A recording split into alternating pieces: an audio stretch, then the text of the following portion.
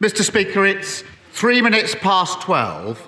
If somebody phones 999 now because they have chest pains and fear it might be a heart attack, when would the Prime Minister expect an ambulance to arrive?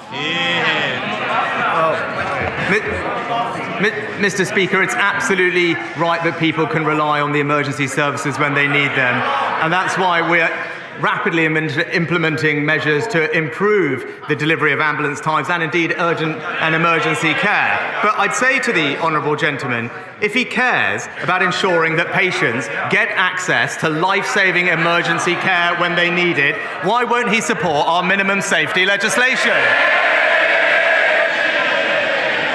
Mr. Speaker, the Prime Minister can deflect all he likes, but for the person suffering from chest pains, the clock started ticking straight away. Every minute counts. That's why the government says an ambulance should be there in 18 minutes. In that case, it would mean just about 20 past 12.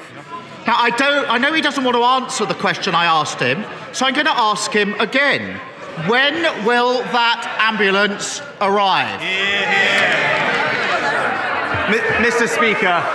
Speaker, because of the extra funding we're putting in to relieve pressure in urgent and emergency care departments, because of the investment we're putting in ambulance call handling, we will improve ambulance times as we are recovering from the pandemic and indeed the pressures of this winter. But I say to the honourable gentleman again, because he makes my case for me, he describes the life-saving care that people desperately need. So why, when in other countries like France, Spain, Italy and others, why is he depriving people here that care?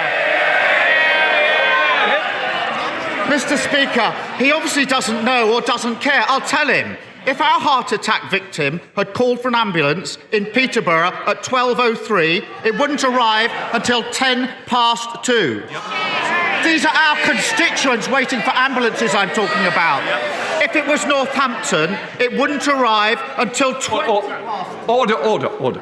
Mr. Blister, I hope you want to see the rest of the questions out, because I want you to be here, but you're going to have to behave better. Come on, Keir Starmer. Mr. Speaker, I'm talking about our constituents. If they were in Northampton, it wouldn't arrive until 20 past 2. If they were in Plymouth, it wouldn't arrive until 20 to 3. That's why someone who fears a heart attack waiting more than 2.5 hours for an ambulance. Not the worst case scenario, just the average wait. So for 1 week, will he stop blaming others, take some responsibility and just admit under his watch the NHS is in crisis, isn't it?